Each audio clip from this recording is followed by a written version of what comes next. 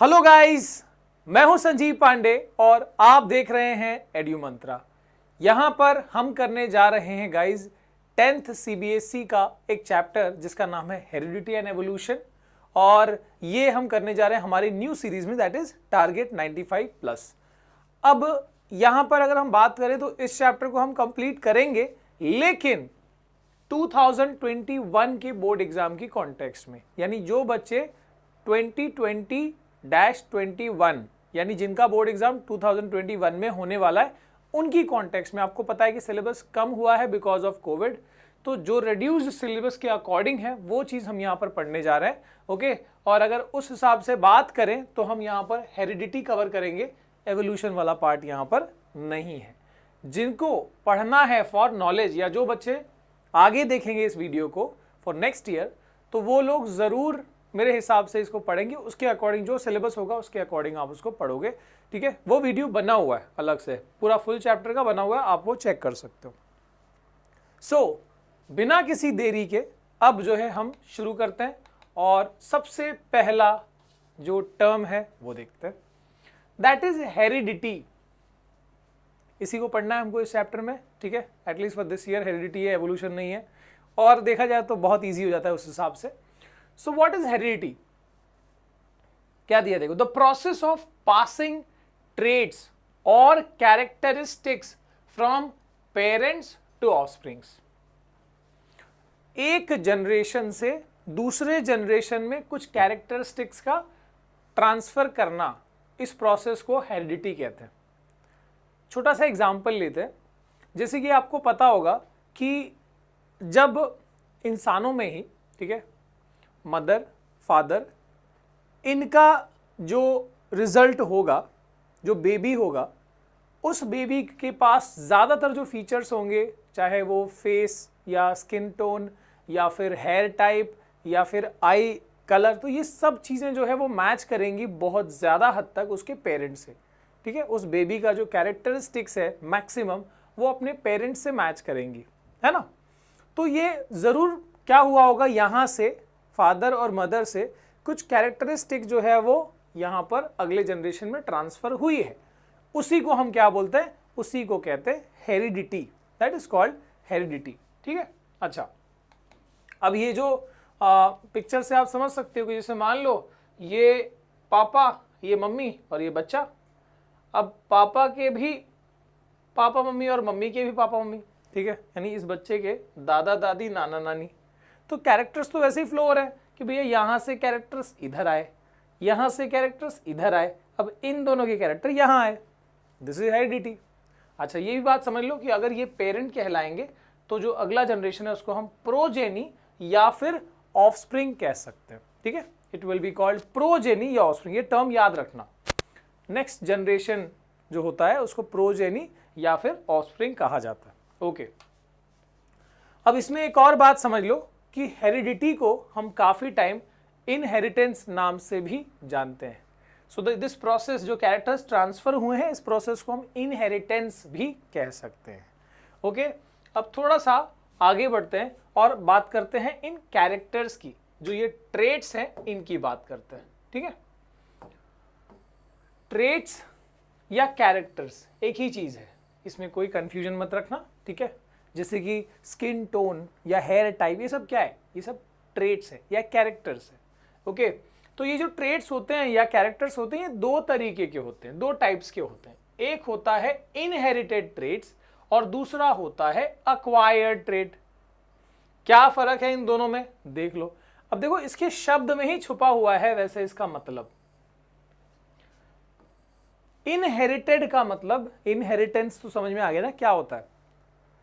तो जो कैरेक्टर्स ये ट्रांसफर हो रहे हैं, जो हम कह रहे हैं ना कि बच्चे के पास उसके मम्मी पापा जैसी मैक्सिमम खूबी होगी, तो वो जो कैरेक्टर्स फ्लो हुए हैं कि भाई हेयर टाइप मम्मी जैसा है, ठीक है, जो स्किन टोन है वो पापा जैसा है, तो ये जो कैरेक्टर जा रहे हैं, हेयर टाइप, स्किन टोन, ये सब क्या है, they are inherited character.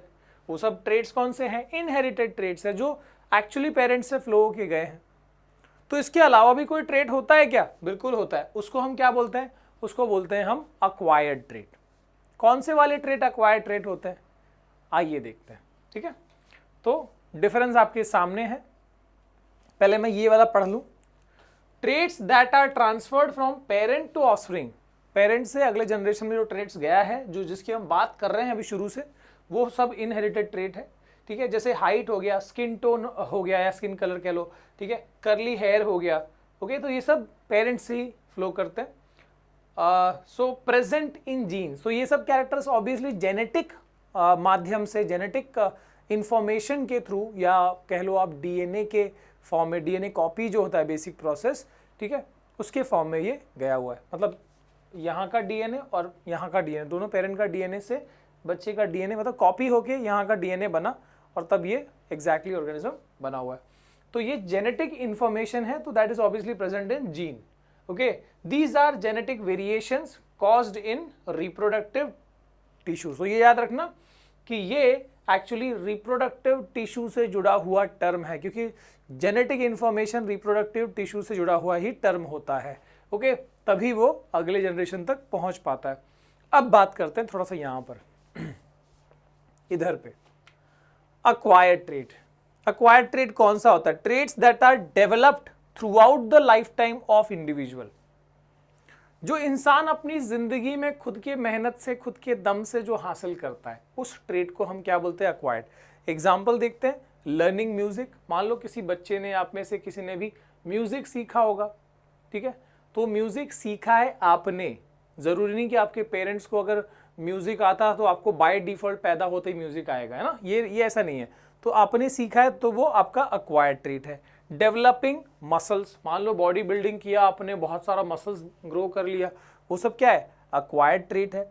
Gaming knowledge, gaming knowledge बोल रहा हूँ, गेनिंग नॉलेज, ठीक है, गेमिंग नॉलेज, गेनिंग मतलब जो भी आप पढ़ाई लिखाई करते हो, जो भी आप बुद्धिमान बनोगे, स्मार्ट बनोगे, अगर मान लो डॉक्टर बन रहा है कोई, किसी भी फील्ड में, ठीक है, तो उसके पास जो नॉलेज आएगी, क्या ऐसा है क्या वो अगले जब उसका बच्चा होगा तो उसको वो नॉलेज फ्री में मिल जाएगी, है ना, या पैदा होते ही उसके पास सारी नॉलेज होगी? ऐसा बिल्कुल नहीं है। तो ये सब क्या है? दीज आर अक्वायर्ड ट्रेट्स, ठीक है। दीज आर देखो, ये these are developed during lifetime. वो पर्सन अपनी लाइफ टाइम में वो ट्रेट्स हासिल करता है, डेवलप करता है, पेरेंट्स से नहीं मिला हुआ है। These are somatic variation, somatic variations है, जेनेटिक नहीं है, ठीक है, caused in non reproductive tissues, है ना, जैसे मसल्स डेवलप हुआ तो वो muscles are not reproductive tissues, they are non reproductive tissues, तो उनके अंदर जो चेंजेस हुए हैं, वेरिएशंस हुए हैं, that is all acquired trait में आता है। ठीक है, समझ में आ गया? अब ये इनहेरिटेड मतलब जो पेरेंट्स से एक्चुअली जो कैरेक्टर फ्लो के होके आया है वो इनहेरिटेड है, और जो कैरेक्टर उस पर्सन ने अपनी लाइफ टाइम में अपनी लर्निंग से, अपनी स्किल से अचीव किया है, वो सब क्या है? They are acquired traits. ठीक है, आगे, on what logic characteristics are transferred, कौन सी लॉजिक से? अब देखो, सबसे बड़ा यही सवाल उठता है कि ऐसा बहुत, मतलब ये देखो, ये पॉसिबिलिटी कि अब ये फादर का आई का जो कलर है, ये आईबॉल का कलर, ये ब्लैक है, ठीक है, दिस इज ब्लैक।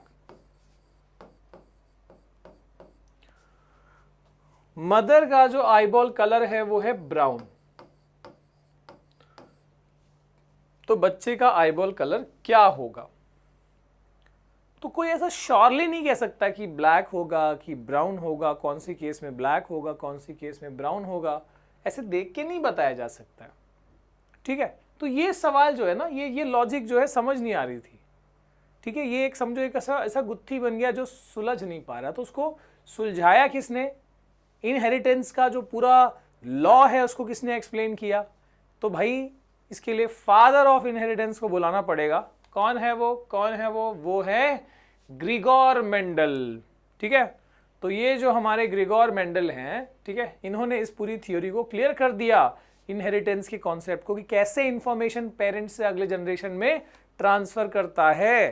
ठीक है, और ये वो पहले बंदे थे जिन्होंने मैथमेटिक्स को बायोलॉजी में लाया, प्रोबेबिलिटी वाली प्रोबेबिलिटी वाली जो चीजें हैं वो सब यहाँ इंट्रोड्यूस करी। तो वो सब हम यहाँ पर देखेंगे, मतलब ज्यादा नहीं, बेसिक जो है। ठीक है, सो ग्रिगर मेंडल वाज ऑस्ट्रियन मॉन्क, क्या बात है।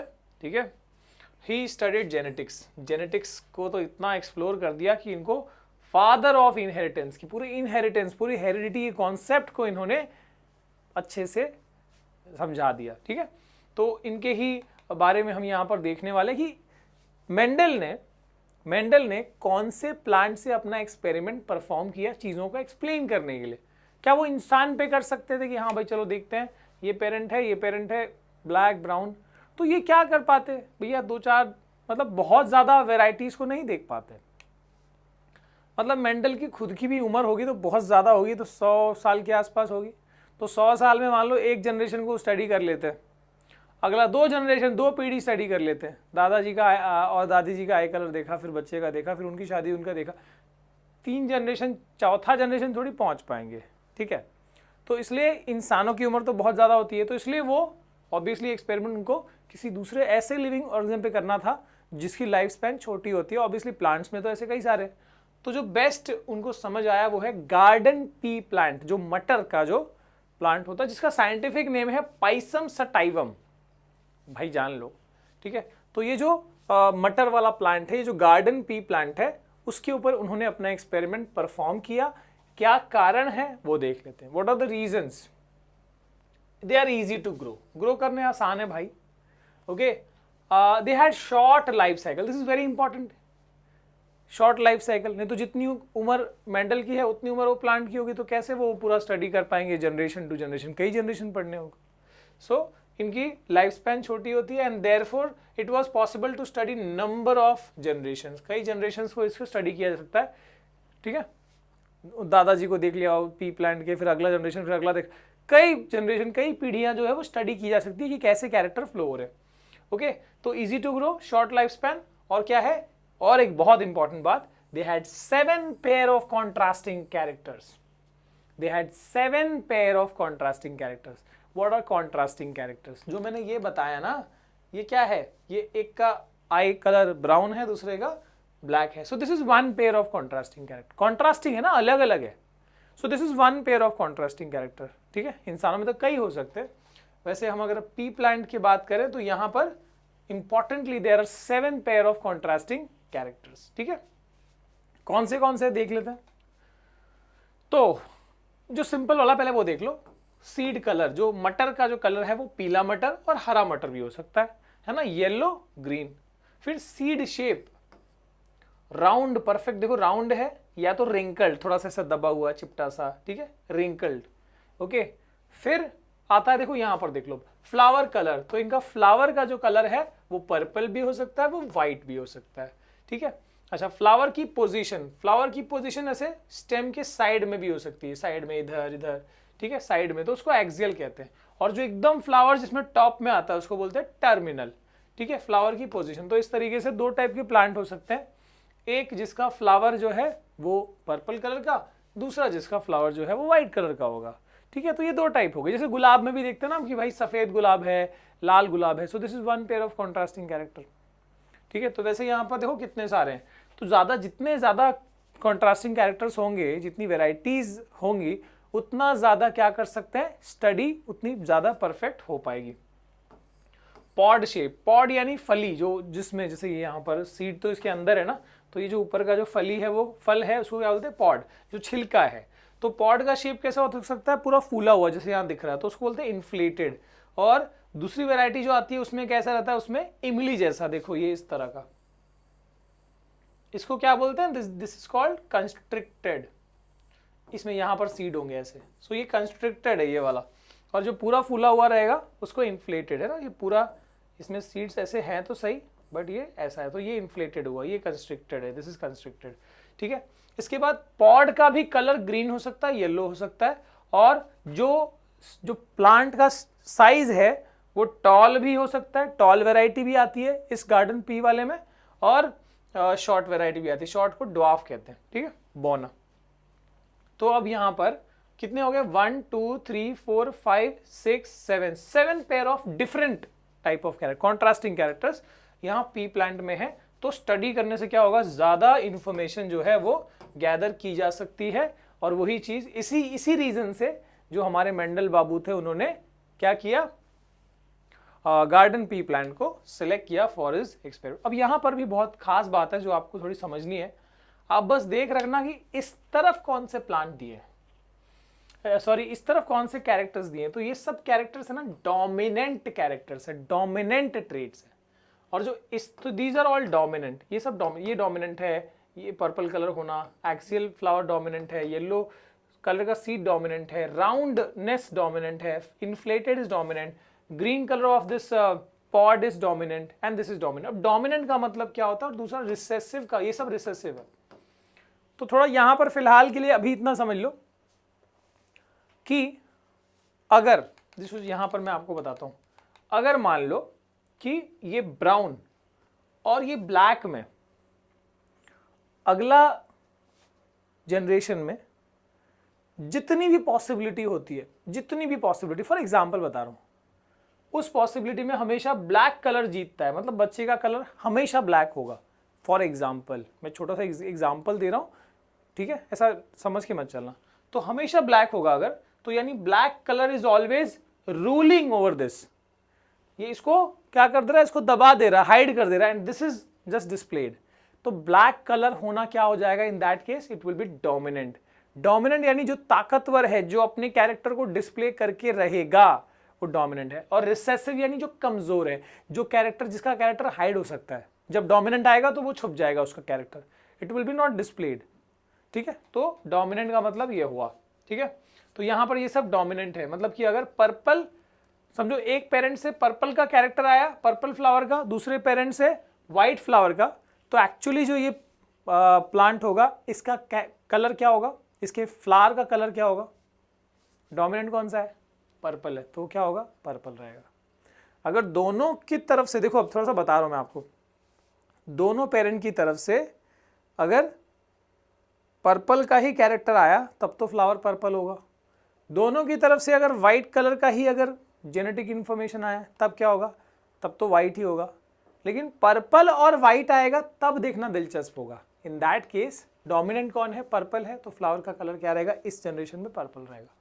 Hope you got this point. ठीक है, आगे देखते हैं। तो वही डोमिनेंट का लॉजिक तो यहां पर वही बताया गया है। So what are dominant trait, dominant का मतलब होता है it is the one that expresses itself, समझो बात पे थोड़ा ध्यान देना, that expresses itself in presence और absence of the recessive trait. ठीक है, मतलब देखो यहां पर डोमिनेंट पर्पल है, तो मान लो कि पर्पल का मैंने कोड जो जेनेटिक इंफॉर्मेशन उसको मैंने पी लिया। ठीक है, तो ये पी जो है ये एक पेरेंट से आया है। ठीक है, मान लो ये पेरेंट 1 से आया हुआ है, दिस इज फ्रॉम पेरेंट 1, और पेरेंट 2 से क्या आ रहा है उस पर कोई फर्क नहीं पड़ता। मतलब फ्लावर कलर के लिए पेरेंट 2 से क्या आ रहा है उस पर कोई फर्क नहीं पड़ता, चाहे पी आए, चाहे व्हाइट कलर वाला आ जाए, but the flower of this plant will be having colour purple only. तो यहां पर इसको मैं डोमिनेंट कहूंगा कि चाहे रिसेसिव वाला हो या ना हो, मतलब रिसेसिव दूसरा जीन क्या है उससे कोई फर्क नहीं पड़ता, this will always display its characters, उसको क्या बोलते हैं, डोमिनेंट। तो वही बताया गया। So it is the one that expresses itself in presence और absence of recessive gene. Recessive वाला यहां पर हो या ना हो कुछ फर्क नहीं पड़ता, ये डिस्प्ले करेगा, तो इसको मैं क्या बोलूंगा, डोमिनेंट कहूंगा। ठीक है, ओके। अब रिसेसिव किसको बोलते हैं, रिसेसिव किसको बोलते हैं, सो it is the one that expresses itself only in the absence of, only in the absence of, recessive नहीं आएगा यहां पर, आएगा डोमिनेंट जीन। ठीक है, मतलब ये जैसे कि यहां पर ये व्हाइटनेस ये कब डिस्प्ले होगा, थोड़ा बात समझो कि जब मैं 3 कंडीशन बता रहा हूं, यहां से एक पेरेंट से पी आया, दूसरे पेरेंट से पी आया, तब तो पर्पल ही होगा। ठीक है, एक पेरेंट से पी आया, दूसरे पेरेंट से डब्ल्यू आया, व्हाइटनेस, इन दैट केस कौन डोमिनेंट है दोनों में, पर्पल, सो पर्पल ही होगा। लेकिन व्हाइट कब डिस्प्ले होगा, तो मैंने व्हाइट को रिसेसिव क्यों बोला, तो उसका डेफिनेशन के अकॉर्डिंग व्हाइट तभी डिस्प्ले होगा जब डोमिनेंट वाला प्रेजेंट नहीं है, दोनों पेरेंट से डब्ल्यू ही आया है, in that case flower will be white. ठीक है, तो ये इसको रिसेसिव क्यों कहा गया है, why this is called recessive, because it is displaying it's character. इसका कैरेक्टर कब डिस्प्ले हो रहा है, only in the absence of dominant one, क्योंकि डोमिनेंट अगर यहां एक में पी आ गया तो पर्पल ही हो जाएगा। So it will only display when the dominant one is not present, तभी वो डिस्प्ले कर रहा है। आगे बात समझ में, ठीक है। जितना आप समझते जाओ, देखते जाओगे ना, उतना समझता इजी हो जाएगा वो चीज़। आगे हम इसको और इसी को डिटेल में करने वाले हैं। Okay, now important terms. अब थोड़ा सा आगे इसी चीज़ को आगे बढ़ाना, बट थोड़ा इंपॉर्टेंट टर्म्स देख लो। अब अलील किसको बोलते हैं? What is called allele? Different form of a given gene, different form of a given gene. जैसे कि टॉलनेस के लिए जो अलील रिस्पॉन्सिबल होता है, ठीक है, जो अलील रिस्पॉन्सिबल होता है उसको कैपिटल टी लिया है हमने। ऐसा जरूरी नहीं कि वो कैपिटल टी शेप का होता, but suppose that is represented by capital T, ठीक है। ड्वार्फनेस के लिए जो अलील रिस्पॉन्सिबल है उसको स्मॉल टी, मतलब many times people call this gene और समथिंग, लेकिन एक्चुअली वो एक जीन का दो जो variety, different form of same gene, ठीक है। मान लो कि फॉर एक प्लांट की बात करें, इस प्लांट में जो फ्लावर कलर के लिए जो जीन है ना, उसके दो फॉर्म्स है, एक P और एक W, जो हमने अभी पढ़ा, पर्पल वाइट। तो ये क्या है? This is one allele, this is another allele, ठीक है। तो यानी ये बात को समझ लो, अलील क्या है? एक ही जीन का डिफरेंट फॉर्म, और वो एक्चुअली वो चीज होती है जिससे कि जो कैरेक्टर है वो डिस्प्ले होता है। जैसे टॉलनेस के लिए कैपिटल टी लिया हमने, ड्वार्फनेस के लिए स्मॉल टी। ऐसे ही पर्पल कलर के लिए हमने कैपिटल P ले लिया, और मान लो कि वाइटनेस के लिए W ले लो या स्मॉल p ले लो, that is called Aleel. Okay, अब इसके बाद में फिनोटाइप। फिनोटाइप किसको बोलते हैं? Phenotype is actually the physical appearance, simply कि वो प्लांट का अपीयरेंस उसमें क्या आ रहा है ना। जैसे कि प्लांट टॉल हो गया, so that is a phenotype. Dwarf हो गया तो वो फिनोटाइप है। राउंड सीड हो गया तो वो फिनोटाइप। अब मैं आपको बता रहा हूं एक छोटा सा एग्जांपल। मान लो कि ये एक टॉल पी प्लांट है और ये एक ड्वार्फ पी प्लांट है। अब इनका जो पॉलिनेशन हुआ तो यहां से कौन सा वाला अलील फ्लो होके आया? दिस। यहां से कौन सा वाला अलील फ्लो होके आया? This. And this is of the same gene, मतलब height of the plant decide करेगा ये।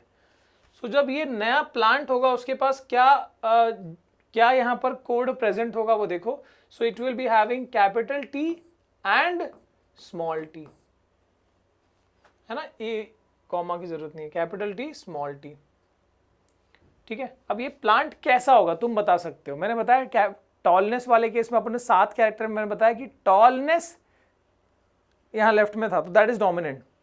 सो दिस प्लांट विल बी, अब देखो दोनों अलील प्रेजेंट है, पर कौन डोमिनेंट है? ये डोमिनेंट है, तो उसका क्वालिटी क्या है कि इट इज टॉल। तो यहां पर जो प्लांट होगा ये वाला, वो क्या रहेगा? टॉल रहेगा, जस्ट लाइक दिस, ठीक है। अब क्या हुआ? ये दिस प्लांट इज टॉल। तो ये टॉल होना क्या है? This is a phenotype, this is the appearance ना। तो ये इस चीज को हम क्या बोलेंगे? दिस विल बी कॉल्ड, इसी को बोलते हैं फिनोटाइप। अगर ये ड्वार्फ होता, मान लो दोनों से स्मॉल टी आया होता, ड्वार्फ होता, तो वो फिनोटाइप है। And what is this called? ये जो कॉम्बिनेशन है, जो पेयरिंग है, दिस इज कॉल्ड जीनोटाइप। इसको बोलते हैं जीनोटाइप, है ना, जीन का टाइप बेसिकली, ठीक है। तो वो ये देखो जीनोटाइप। जीनोटाइप क्या है? It refers to the genetic code responsible for the phenotype. मतलब जैसे कि अब यहां पर फिनोटाइप क्या है? टॉल। फिनोटाइप क्या है? This plant is toll. What is the phenotype of this plant? It is tall. पर इस फिनोटाइप के लिए, इस टॉल होने के लिए क्या कोडिंग थी? So the code is capital T small T. तो ये क्या हो गया? This is called genotype. तो कभी भी याद रखना कि कोई भी फिनोटाइप तभी आता है, it is all depending on the genotype. Phenotype is all depending on the genotype, याद रखना।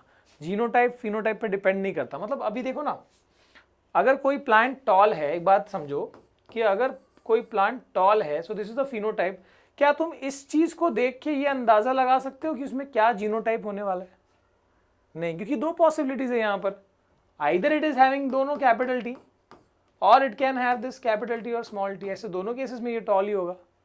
सो you can not decide the genotype, ठीक है, by just checking the phenotype, है ना। Either this can be the genotype और this can be the genotype. लेकिन अगर तुमको जीनोटाइप पता है तो फॉर श्योर पता है कि द प्लांट इज टॉल, या if you know this the plant is tall, या if you know this the plant is dwarf. समझ में आ गया? बहुत ज्यादा डीप हो गया। ओके, सो फिनोटाइप क्या है? द फिजिकल अपीयरेंस, कि वो टॉल है, कि ड्वार्फ है, कि उसका फ्लावर पर्पल है या वाइट है, या उसका सीड येलो है या ग्रीन है, वो सब क्या है? फिनोटाइप है। पर वो क्यों है? वो कौन से अलील के पेयरिंग की वजह से। तो अलील पेयर को हम क्या बोलते हैं? जीनोटाइप। समझ लो, अलील का पेयर को हम क्या बोलते हैं? जीनोटाइप। जैसे कैपिटल ई क्या है? It is a genotype, this is a genotype responsible for this phenotype. Capital T small T is the again the genotype responsible for dwarfness of the plant. Capital T, small t is the genotype responsible for tallness of the plant. ठीक है? अच्छा, homozygous और heterozygous किसको बोलते हैं? Homozygous और heterozygous किसको बोलते हैं? सो होमोजाइगस का मतलब क्या है? It refers to the condition when the same type of allele is present. ठीक है, उसको हम क्या बोलते हैं? होमोजाइगस।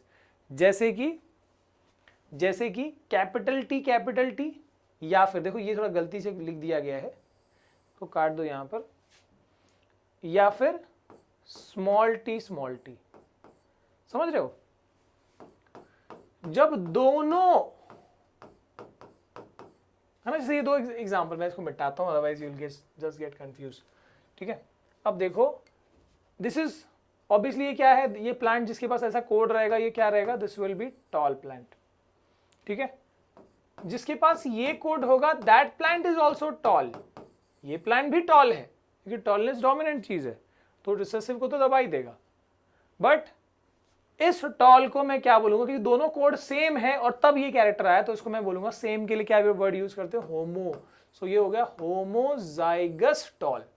तो जब तुमको ये कोई कह दे कि the plant is homozygous tall, तो तुमको पता है कि वो दोनों सेम कोड यानी कैपिटल टी से है।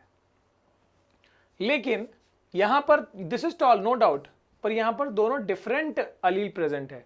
सो ऐसे केस में डिफरेंट के लिए क्या वो यूज करते हैं? Hetero. So this is heterozygous tall. आगे बात समझ में? तो अब कैपिटल टी होमोजाइगस है ना, ऐसे ही स्मॉल टी होमोजाइगस, पर कैपिटल टी और स्मॉल टी ये क्या है? This is heterozygous. आगे बात समझ में? बिल्कुल आगे, क्यों नहीं आएगी? अच्छा, मोनो हाइब्रिड क्रॉस क्या होता है? Mono hybrid cross, let's see. तो यहां पर मोनो का मतलब तो वन होता है ना? मोनो का मतलब जो है वो वन होता है। तो जब आप बस एक सिंगल कैरेक्टर को लेके और जो अपनी स्टडी है उसको कर रहे हो, तो that is called mono hybrid cross. मैं आपको एग्जांपल देता हूं। जैसे कि हम लेते हैं अब एक plant and this is toll. ये क्या है? टॉल। ठीक है, हमने एक दूसरा प्लांट लिया, ये क्या? शॉर्ट या ड्वार्फ। ठीक है, ये टॉल हो गया, ये ड्वार्फ हो गया। अब इन क्या किया हमने? इसके पास फ्लावर, यहां पर फ्लावर है और यहां पर फ्लावर है। हमने क्या किया? क्रॉस पॉलिनेशन कराया, यहां से पॉलन ग्रेन उठा के इधर मिक्स कर दिया। ठीक है, तो ये क्रॉस पॉलिनेशन को मैं ऐसे दिखा सकता हूं, या आई कैन सिंपली, मतलब क्रॉस पॉलिनेशन ना बोल के मैं इसको बोलूंगा क्रॉसिंग। तो इन दोनों के बीच में क्या हुआ? क्रॉसिंग। ठीक है, अच्छा इसको मैं ना P1 जनरेशन नाम देता हूं बिकॉज पेरेंटल जनरेशन है, तो I call it as P1 generation. ठीक है, अच्छा अब यहां पर मुझे ये पता लगा कि this is pure tall. Pure tall का मतलब वही होमोजाइगस। सो यानी यहां पर जो कोड प्रेजेंट है वो कैपिटल टी है। This is pure tall, homozygous tall. और ये ड्वार्फ तो हमको पता है कि ये this is only happening in one condition, जब दोनों रिसेसिव होगा, है ना? तो ये तो प्योर होने वाला है। अब क्या हुआ गाइस कि इसमें, इस वाले केस में देखो, why I am calling this as monohybrid cross, क्योंकि ये जो क्रॉस मतलब ये क्रॉस पॉलिनेशन। सो ये जो हम स्टडी करने जा रहे हैं, ये जो क्रॉसिंग की स्टडी करने जा रहे हैं, यहां पर we are just considering only one character, सिर्फ सिंगल कैरेक्टर पढ़ रहे हैं। कौन सा है वो? It is the height of stem, height of plant या height of stem. Only one character is studied. क्या सातों कैरेक्टर या 2-3 कैरेक्टर पढ़ रहे हैं क्या? नहीं, 7 है ना, 7 contrasting character, only 1 character are is studied. तो यहाँ पर हम क्या बोलेंगे, हम उसको बोलेंगे मोनो हाइब्रिड में वी आर जस्ट स्टडी। इसके बाद डाई हाइब्रिड आएगा जहाँ पर 2 कैरेक्टर को एक साथ स्टडी करेंगे, ठीक है। फिलहाल मोनो हाइब्रिड। अब इस वाली केस में गाइज, इस वाली केस में हम क्या करते हैं, ये देखते हैं कि जब अगला जनरेशन जो बनेगा तो पॉसिबिलिटी क्या होगी। So you just see this कि यहाँ पर क्योंकि दोनों कोड सेम है और फॉर श्योर यहाँ से तो एक कोड जाना ही है, दोनों में से एक एक आता है, यहाँ से एक आता है, यहाँ से एक आता है। मैं ये समझो कि यहाँ से एक ही फ्लो करेगा और यहाँ से एक ही फ्लो कर सकता है। तो क्या क्या पॉसिबिलिटी बन सकती है, पॉसिबिलिटी क्या क्या बन सकती है, देखो। सो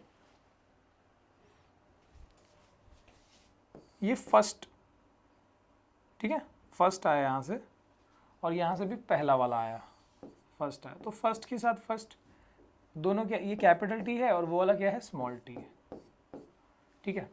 अब देखो ये जो मैं प्रोबेबिलिटी कह रहा था, दिस इज प्रोबेबिलिटी है ना, टेल टेल हेड हेड जो पढ़ते हैं, है ना। अब यहाँ से फर्स्ट आया, पर इस वाले में से अगर सेकंड आ गया, सेकंड वाला टी आया, first with second, but the possibilities again same, capital T and small T. अब मान लो इसमें से ये वाला फर्स्ट नहीं फ्लो हुआ, सेकंड वाला फ्लो हुआ, पर इसके सेकंड के साथ ये वाला फर्स्ट कंबाइन हुआ, तो भी क्या होगा, capital T small T.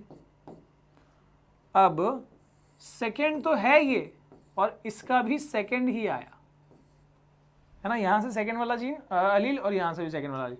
So this is small capital T and small T, again that is also capital T and small T, ठीक है। तो यानी तुम देख सकते हो 4 टाइप से, 4 अलग अलग टाइप से जो अगला जनरेशन है वो आ सकता है, बट सभी में जीनोटाइप सेम है।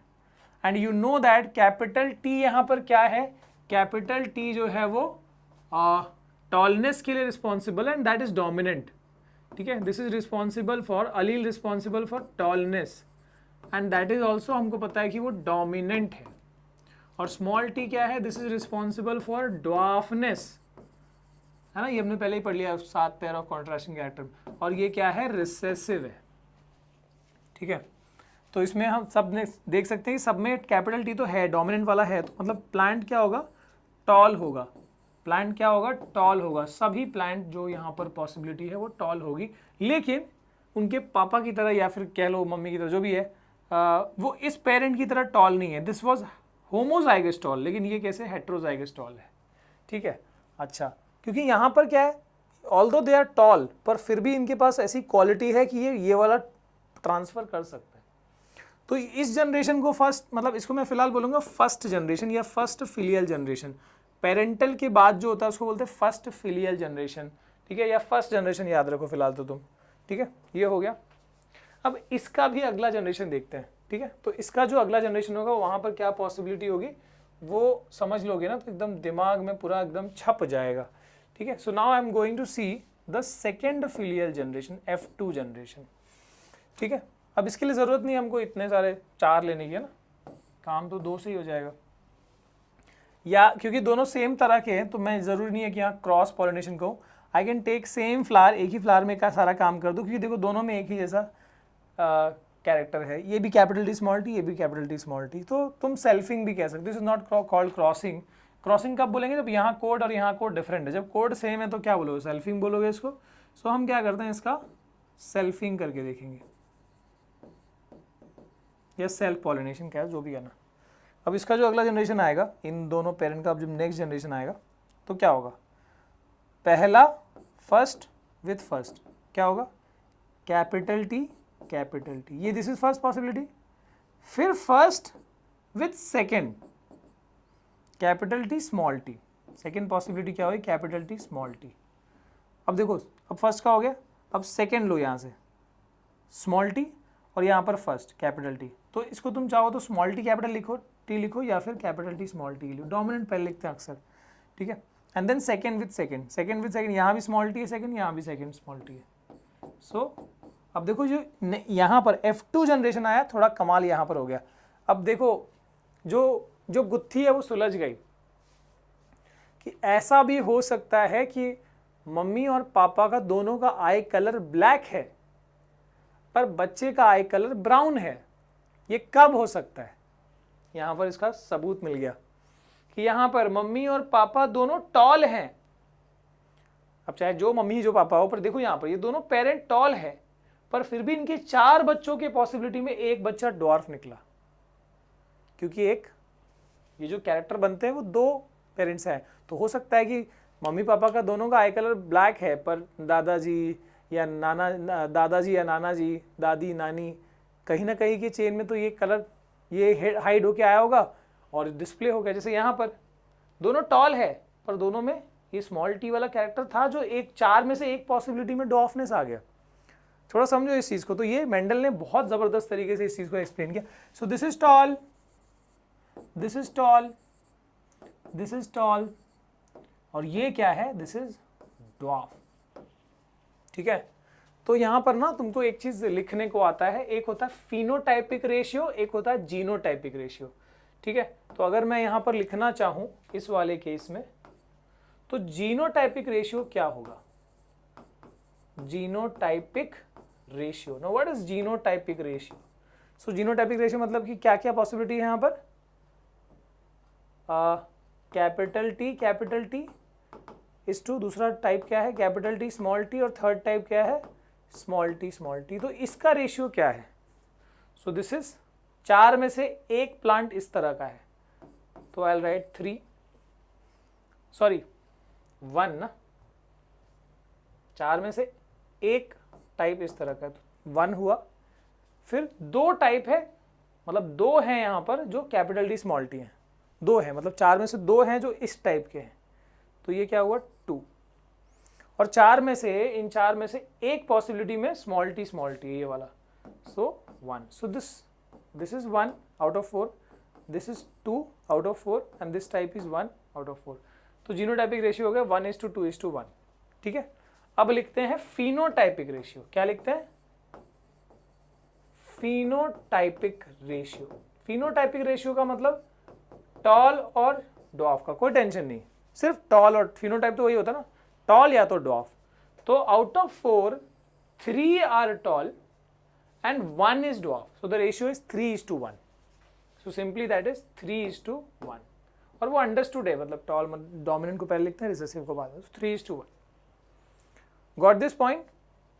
अच्छा, इसमें जो हमने यहाँ पर थोड़ी सी मेहनत करी ना, ये वाला पार्ट में जो 1 के साथ 1, 2 के साथ 2, तो ये जो पेयरिंग करिए, इसके लिए एक बेहतर तरीका बनाया गया प्यूनेट स्क्वायर का। ठीक है, मैं यहाँ पर अलग कलर से लिख देता हूँ, प्यूनेट स्क्वायर का। सो प्यूनेट स्क्वायर एक्चुअली एक रिप्रेजेंटेशन का तरीका है, जिससे कि ये थोड़ा इजी हो जाता है। मतलब जो मैंने यहाँ पर करा ना, मैं स्पेशली उस वाले पार्ट में कि F1 से F2 निकालने के लिए, so I can definitely do that. ठीक है, यहीं पर कर लेते चलो। तो इसमें एक प्लांट को मैं इधर दिखा देता हूँ, दूसरे प्लांट को मैं यहाँ, उसकी वैरायटी यहाँ दिखा देता हूँ। सो यहाँ पर क्या क्या, एक प्लांट से क्या क्या आने वाला था? एक कैपिटल टी, एक स्मॉल टी, तो उसका कैरेक्टर यहाँ की आइदर कैपिटल टी और स्मॉल टी। ऐसे ही दूसरे प्लांट से क्या आता? आइदर कैपिटल टी और स्मॉल टी, तो उसका मैं क्वालिटी यहाँ लिख देता, कैपिटल टी और स्मॉल टी। अब देखना, अब देखना,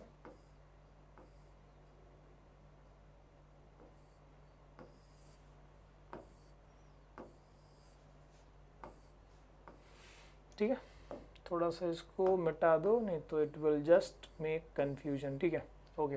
तो अब देखो, मैं थोड़ा इसको ढंग से बताऊंगा इसके बाद अच्छे से लिख के। तो ये वाला और ये वाला कंबाइन हुआ, first with first, so that is capital capital, है ना। सो दिस इज कैपिटल कैपिटल। या तो यहाँ पर स्मॉल टी और यहाँ से आया कैपिटल टी, एक पेरेंट से कैपिटल टी, एक पेरेंट से स्मॉल टी, है ना। तो इसका और इसका कॉम्बिनेशन हो गया। फिर यहाँ का ये कॉम्बिनेशन, तो कैपिटल टी स्मॉल टी, और यहाँ पर देखो, इस वाले में देखो small and small, so this is. तो यानी ये सेम चीज जो हमने इधर लिखी है वो इसमें बहुत इजीली दिखाया जा सकता है। तो this is done by this, इसको क्या बोलते हैं? प्यूनेट स्क्वायर बोलते हैं। मैं थोड़ा अच्छे से बनाऊं अगर, ठीक है, अगर थोड़ा क्लियर बनाऊं तो हम इसको ऐसे समझ सकते हैं कि बस यहाँ पर कैपिटल टी लिख दें, यहाँ पर स्मॉल टी लिख दें, this is capital T, this is small T. ठीक है, उसको प्रॉपर अच्छे से टेबल की तरह बना दो, ओके, ये एक प्लांट का और ये दूसरे प्लांट का, अंडरस्टूड है, ठीक है। तो ये हो गया, ठीक है, ये देखो ये हो गया और ये हो गया और ये पेयरिंग हो गई। सो 3:1, मतलब टॉल इज टू ड्वार्फ का। वैसे ही आप जीनोटाइपिक भी लिख सकते हो 1:2:1। तो ये हो गया मोनो हाइब्रिड, जहां पर हमने क्या किया, सिर्फ हाइट, एक ही कैरेक्टर को कंसिडर किया। कोई भी एक कैरेक्टर ले सकते हो, कलर ऑफ द फ्लावर भी ले सकते हो, कोई भी एक कैरेक्टर, तो हमने हाइट का। सो this is called mono hybrid cross. जहां पर दो कैरेक्टर को एक साथ कंसिडर करेंगे वो डाई हाइब्रिड होगा। पर उससे पहले मैं मोनो हाइब्रिड का एक डायग्राम जो है वो देख लो, जो हमने अभी किया वही चीज है। सो this is the parental generation, P1 generation, ये टॉल प्योर शॉर्ट, ठीक है, कैपिटल डी स्मॉल टी, जो मैं हमने किया बस वही बता रहा हूँ। फिर F1 जनरेशन में देखो 4 आए इस टाइप के, ओके। फिर इनका सेल्फिंग हुआ, यहाँ पर तो क्रॉसिंग हुआ, इनका क्या हुआ, सेल्फिंग। यहाँ पर क्रॉसिंग हुआ है, क्रॉस पॉलिनेशन, क्योंकि दोनों अलग अलग वेराइटीज थे। यहाँ पर क्योंकि सेम वेराइटीज थे सब, तो self pollination, and we got this. जिसके बाद देखो 3 टॉल 1 ड्वार्फ। तो जो हमने करा हुआ है वो ये ऑलरेडी पिक्चर के फॉर्म में दिखा दिया। डायहाइब्रिड देखते हैं गाइस। डायहाइब्रिड में सर ये क्या हो गया, सर ये तो अजीब सा कारनामा हो गया। तो पहले ना थोड़ा ये समझ लेते हैं यहाँ पर डायहाइब्रिड। चलो, सो डायहाइब्रिड में हम क्या करने वाले हैं, डाई का मतलब क्या होता है 2। सो दो कैरेक्टर्स को, दो ट्रेड्स को एक साथ कंसीडर करने वाले हैं, ठीक है। दो कैरेक्टर्स को एक साथ यहाँ पर हम एक साथ स्टडी करने वाले हैं। So for example I am taking a plant which is tall and इसका सीड्स है राउंड, टॉल स्टेम है और राउंड सीड। तो मैं सिर्फ टॉल एंड राउंड लिखता हूं, और ये प्योर है। प्योर का मतलब टॉल तो ऐसे हुआ है, प्योर टॉल मतलब ऐसे होगा, और प्योर राउंड कैसा रहेगा, roundness is again that dominant, तो इसका कैपिटल आर लिखता हूं मैं। तो इससे देखो प्योर टॉल मतलब कैपिटल टी, प्योर राउंड का मतलब कैपिटल आर, ओके। अब इसको हम, now this is P1 generation, इसको हम क्रॉसिंग करने वाले हैं with a plant which is pure dwarf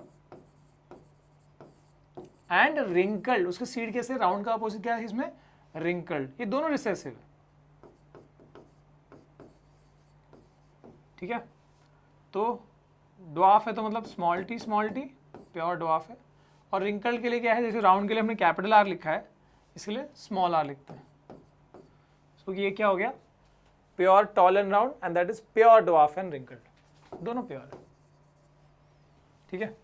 अब इसका अगला जनरेशन, अब इसका जो अगला जनरेशन होगा गाइस, यहाँ पर भी देखो पॉसिबिलिटी क्या है, इन दोनों में से तो एक फ्लो के आना ही है, और है क्या, वो टी है, तो कोई भी आए टी ही आएगा। इन दोनों में से भी एक फ्लो क्या आना ही है, क्योंकि इससे मतलब नहीं है, अलग जीन है ना, तो इसमें से तो एक आएगा ही। तो यानी यहाँ से जो कॉम्बिनेशन आ सकता है वो बस यही टाइप का कॉम्बिनेशन, कुछ और है नहीं, कुछ वैरायटी है नहीं, तो यही आ सकता है। जितनी बार भी आएगा, चाहे पहला आए, यहाँ दोनों से फर्स्ट आए, या जो भी है वो यही आने वाला है। वैसे ही यहाँ से जो चीज़ फ्लो होके आ सकती है वो भी क्या है, only small T and small R, वो ये आ सकती है। अब इनके कॉम्बिनेशन से जितने भी वैरायटी जो यहाँ पर हमको एक्चुअली F1 में मिलेंगे, that all will be having this combination, ये सब मिलेंगे ना। तो capital T capital R small R, ठीक है। एक्चुअली इसमें 8 तुम जब करोगे ना, तो 8 पॉसिबिलिटी में सब यही बनेगा। जैसे हमने पिछले वाले में देखा कि चारों पॉसिबिलिटी में क्या हो रहा था, चारों पॉसिबिलिटी में देखो यही बन रहा था, सेम था ना F1 जनरेशन में। तो यहाँ भी क्या F1 जनरेशन में 8 पॉसिबिलिटी आएगी, क्योंकि यहाँ पर देखो 8 पेयर्स हो गए हैं। सो in that case it will be having यही, everyone will be having this। तो यानी कि पहला वाला भी यही है, capital T capital R small R, you can do and just check, ठीक है। फिर अगला वाला भी वही है, capital T capital R small R, 8 possibility सब ऐसे ही बनेगा। तो अब हम क्या करना है, अब हमको इसमें से 2 सेलेक्ट करने हैं, सबका तो सेम ही है, कोई भी 2 ले लो, और फिर उनका सेल्फ पॉलिनेशन, कैरेक्टर सेम है मतलब अलील सेम है तो सेल्फिंग कहा जाएगा। और यहाँ पर हमको ऑब्टेन करना है F2। तो F2 वाले के लिए अब तो यार बिना हमको ऐसे दिखाने में तो मुश्किल होगी, तो we can definitely use punnett square in this case. हम यहाँ पर प्यूनेट स्क्वायर का सहारा ले सकते हैं और बहुत इजीली चीज़ें हो जाएंगी। ठीक है, एक प्लांट से क्या क्या पॉसिबिलिटी आ सकती है, सिर्फ एक प्लांट की बात करते हैं, सिर्फ इस प्लांट की। तो एक T वाले पेयर में से आएगा और एक R वाले पेयर में से। तो एक प्लांट की अगर बात करें तो उसमें ये आ सकता है, या तो ये आ सकता है ना यहाँ पर, या तो फिर कैपिटल के साथ स्मॉल r आ जाएगा, या तो फिर स्मॉल के साथ स्मॉल। ये एक प्लांट से इतनी पॉसिबिलिटी आ सकती है। ओके गाइस, और जो दूसरे प्लांट की बात करेंगे, ये तो हो गया एक प्लांट का। ऐसे जब सेकेंड प्लांट की बात होगी यानी इस वाले की, तो यहां भी वही चीज है। तो आइदर दिस और दिस और दिस और दिस। ठीक है, अब देखो कितनी इजीली हम बना सकते हैं कि इस प्लांट से अगर यहाँ की बात कर रहे हैं, सो ये देख लो और ये देख लो, यानी प्योर टॉल एंड राउंड आएगा। मतलब ये बात करें F2 की, जो F2 जनरेशन है उसकी, ये पहला पॉसिबिलिटी बन गया। ठीक है, अब इधर का बनाना है तो बस क्या करो, ये वाला देख लो और ये वाला देख लो। So capital T small t, capital R small r, sorry capital R, फिर ऐसे ही capital T capital T, capital R small r। इसमें देखो capital T small t, capital R small r। ठीक है, again then capital T small t, capital R capital R। इस वाले में स्मॉल स्मॉल, कैपिटल कैपिटल। इस वाले में एक कैपिटल और दूसरा स्मॉल, और R भी वैसे ही। फिर यहां पर T स्मॉल इधर से भी, T स्मॉल यहां से भी, R इधर कैपिटल है और इधर स्मॉल है। फिर वैसे ही करते जाओ। ठीक है, बस दिमाग में देखते जाओ भाई, इतना टेंशन का बात नहीं है। बोलते जाओ यार, तुम बोल नहीं रहे हो, गलत बात है। Capital T small t, small r small r। बाबा रे बाबा जल्दी बोलो, capital T small t, capital R small r, small t small t, capital R small r, capital T small t, small r small r, small t small t, है ना। इसमें तो देखो सब ये स्मॉल सब स्मॉल है यार, वाह। तो ऐसा अपना 16 पॉसिबिलिटीज, 16 केसेस यहां बने। और देख सकते हो ना, 1 2 3 4 5 6 7 8 9 10 11 12 13 14 15 16। अब इसमें जीनोटाइपिक लिखने जाओगे तो पागल हो जाओगे। इसमें सिर्फ डायहाइब्रिड में याद रखो फिनोटाइपिक लिखना होता है। तो फिनोटाइपिक रेशियो जो है, ठीक है, किस चीज का आएगा, tall round, tall and round, या तो टॉल एंड रिंकल, या तो ड्वार्फ राउंड, या तो ड्वार्फ एंड रिंकल। ठीक है, तो ड्वार्फ रिंकल तो एक ही दिख रहा है यहां पर 16 में से। So this is 1। Tall round check करने जाऊंगा तो कई सारे हैं, मतलब लगभग क्या 9 है, काउंट कर लो। और ये फिक्स है वैसे। टॉल रिंकल देखोगे, चेक करोगे यहाँ पर, देखो ये कहाँ गया टॉल रिंकल, ये टॉल रिंकल है, ये टॉल रिंकल है, ये टॉल रिंकल है, तो कितना हो गया 3। ड्वार्फ रिंकल में ये देखो, ये एक ड्वार्फ रिंकल है, दोनों स्मॉल t है, ठीक है, and this is dwarf wrinkle, and this is dwarf wrinkle, sorry dwarf round, ठीक है। सो ये भी 3 है। सो इनका जो फिनोटाइपिक रेशियो है डायहाइब्रिड का, इट इज 9:3:3:1। ओके, पिक्चर्स में अगर तुमको देखना है तो चलो, ये वही चीज़ है। पेरेंटल जनरेशन अराउंड येलो, अच्छा ये कलर के हिसाब से लिया, मतलब सीड कलर के हिसाब से, ठीक है, सीड कलर के हिसाब से। तो मैंने शेप लिया सीड का, वैसे सीड कलर के हिसाब से, मतलब यहाँ पर जो 2 कैरेक्टर स्टडी किया गया है, एक तो है हाइट ऑफ द प्लांट और दूसरा लिया है कलर ऑफ सीड, ठीक है। तो हाइट ऑफ द प्लांट में तो हमको पता है कि कैपिटल T टॉलनेस के लिए है और डोमिनेंट है, स्मॉल t ड्वार्फनेस के लिए है और रिसेसिव है, ठीक है।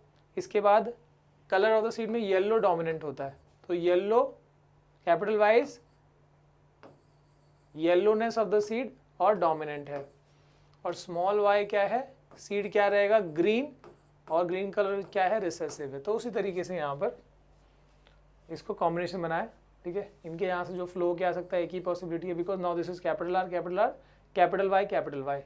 जैसे मैंने वहाँ पर क्या लिया था, वहाँ पर हमने टॉलनेस और अच्छा यहाँ पर टॉलनेस नहीं लिया, सॉरी, है ना, इसमें अलग चीज़ लिया, इसमें शेप ऑफ द सीड लिया।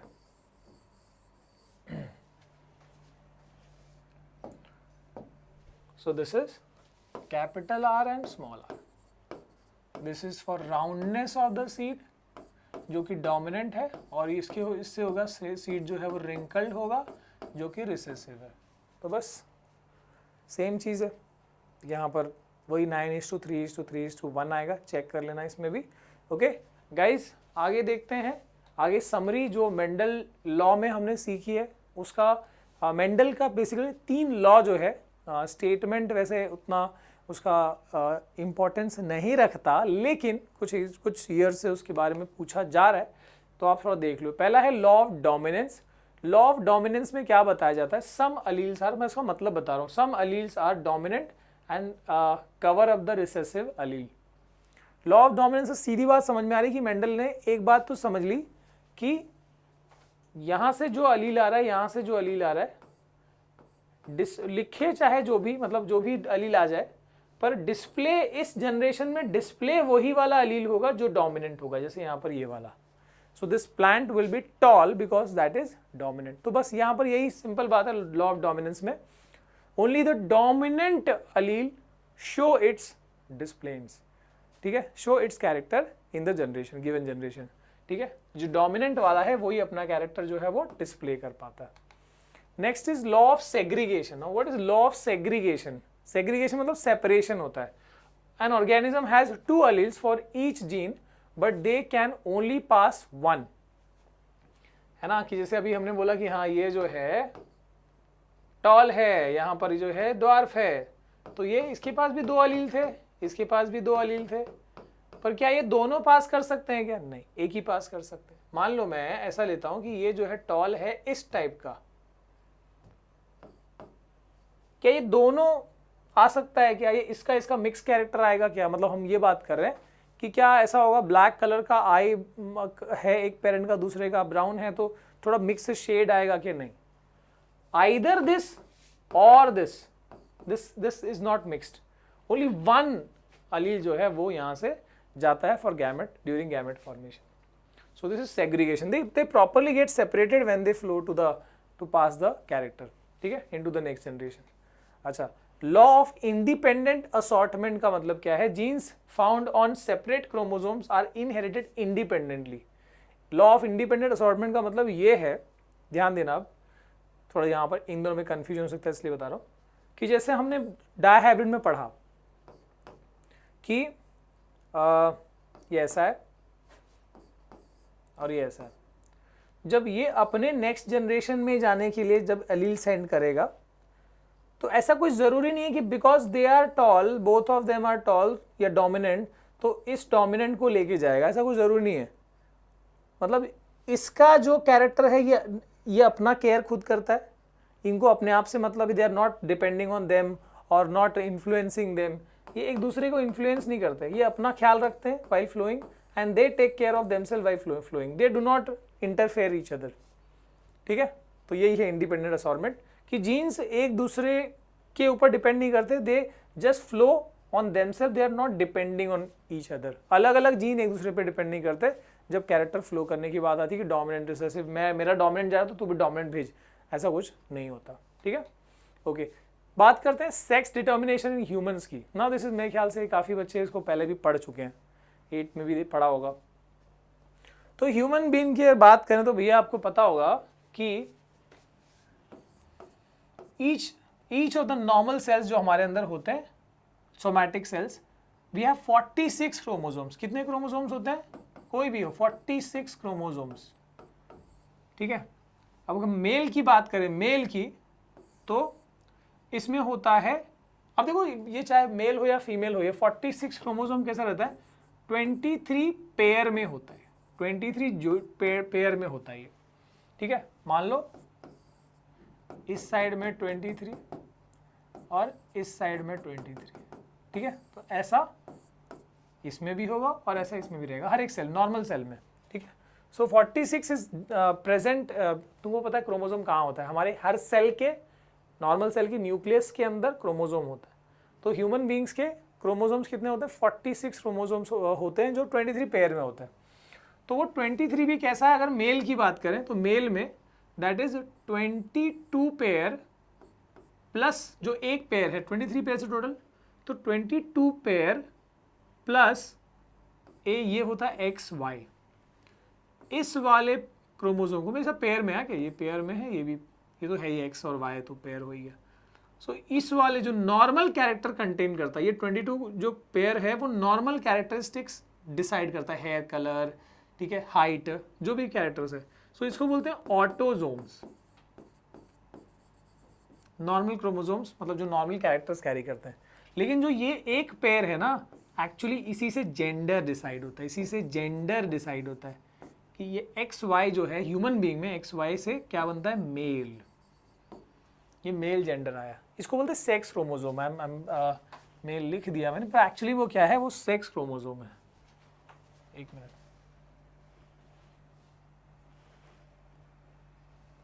ठीक है। सो this is sex chromosome, okay.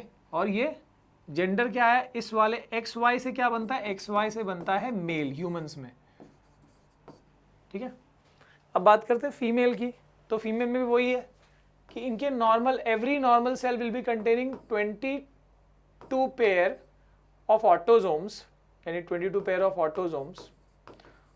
Autosomes यानी नॉर्मल कैरेक्टर्स कैरी करने वाले, plus XX। Again this is sex chromosome. और ये डबल, जब XX होता है तो ये, दिस इज रिस्पॉन्सिबल फॉर क्या जेंडर आता है इससे? फीमेल। ठीक है, अब ना मैं इसको, जब हम बात करते हैं नेक्स्ट जनरेशन की, तो अगला जनरेशन किस तरह से आएगा, तो मैं इसके लिए मिटा देता हूँ ये वाला पहले। तो अब फिलहाल है ना, तुम ऑटोजोम्स पे ध्यान मत दो, नाउ जस्ट फोकस ऑन कि जो स्पर्म प्रोड्यूस होता है वो कितने टाइप का हो सकता है, जो एग प्रोड्यूस होता है वो कितने टाइप का होता है। तो देखो, जो अपना जो ये क्या है, दीज आर जर्म सेल्स। तो जर्म सेल्स जो है ना, ये इकलौते ऐसे हुए जो क्या होते हैं? They are not diploid, they are haploid cells. Haploid cells मतलब क्या? हमारे जो नॉर्मल सेल्स होते हैं वो मैंने बताया कितने क्रोमोसोम्स कंटेन करते हैं। हमारा जो नॉर्मल सेल्स है, ये हुआ 22 यहाँ पर, 22 यहाँ पर है, 44 हो गया। और ये XY, ये हाल है किसका? मेल का। Every normal cell contain this. Female की बात करें तो every normal cell will be containing, ये सब तो ठीक है, 22 + 22, और यहाँ पर XX। ठीक है, लेकिन जब यहाँ स्पर्म फॉर्म होता है, मेल में स्पर्म का फॉर्मेशन होता है, तो sperm is containing, carrying only, एक ही साइड रहेगा, तो आइदर दिस और दिस। तो यहाँ पर स्पर्म जो है वो 2 टाइप का हो सकता है, 22 + X टाइप का, या तो 22 + Y टाइप का। लेकिन क्या एग में 2 टाइप हो सकते हैं क्या? क्या एग में 2 टाइप हो सकते हैं? नहीं। देखो ना अब यहाँ पर 22 प्लस एक्स या 22 प्लस एक्स, तो एग जो है फीमेल की जब हम बात करें तो यहाँ पर इनका जो जर्म सेल है it can only contain only this 22 plus x, इसमें वाई का कोई सवाल ही नहीं है। तो तुम बताओ कि जो ह्यूमन में जेंडर डिसाइड करने वाला फैक्टर है, क्या वो एग है या ओवम है या फिर वो स्पर्म है? तो you can definitely see that कि वो फादर है, he is the actual determiner of the gender of the next generation. अगला जनरेशन बेबी होगा कि बाबा होगा, वो पूरा पूरा स्पर्म के टाइप पे डिपेंड कर रहा है कि भैया वो 3 मिलियन स्पर्म में से क्या वो एक्स वाला जा रहा है कि वो वाई वाला जा रहा है। अगर ये वाला जाके फ्यूजन करता है, वहां पर फर्टिलाइजेशन करता है, तो x प्लस एक्स क्या बनेगी? एक मिनट, क्या बनेगी बताओ? x प्लस एक्स बनेगा ना, यहां से स्पर्म भी x टाइप का, ये भी x आया, तो 44 प्लस x हो गया जाइगोट। तो इससे क्या बनेगा? इससे फीमेल चाइल्ड बनेगी, बेबी बनेगी। और अगर y वाला गया और यहाँ फ्यूजन किया तो x और y यानी 44 प्लस XY क्या बनेगा? जाइगोट मेल चाइल्ड, बाबा बनेगा। ठीक है, तो बस वही चीज़ बताइए कि स्पर्म 2 टाइप के हो सकते हैं, X या Y, और एग तो एक ही टाइप का हो सकता है। तो अगर ये X जाके एग से मिला तो XX बनेगा फीमेल चाइल्ड, और अगर Y जाके मिला तो XY क्या बनेगा? Male child. ठीक है, सो इसके बाद की चीज यानी जो एवोल्यूशन वाला पार्ट है, ये तो भैया हटा दिया गया है, इस वाले सिलेबस को बहुत आसान कर दिया गया है विद दिस, एंड इसी के साथ अपना चैप्टर जो है वो खत्म होता है। अगर कुछ बातें समझ में आई तो जरूर कमेंट सेक्शन में बताना। अगर कुछ डिटेल आपको एक्स्ट्रा आगे का पढ़ना है तो वीडियो बना हुआ है ऑलरेडी पूरे चैप्टर का, वो भी आप देख सकते हो अगर आपको एवोल्यूशन वाला पार्ट भी पढ़ना है। वैसे इस साल के सिलेबस के हिसाब से चैप्टर को बहुत आसान कर दिया गया है। अगर आपको कुछ बातें समझ में आई है, कुछ चीज़ें हैं जो आपको बतानी है, इंटरेक्ट करनी है, तो आप कमेंट सेक्शन में बता सकते हो। ठीक है, आप ही के लिए खुला हुआ है। Thank you for watching guys, see you again next time, bye.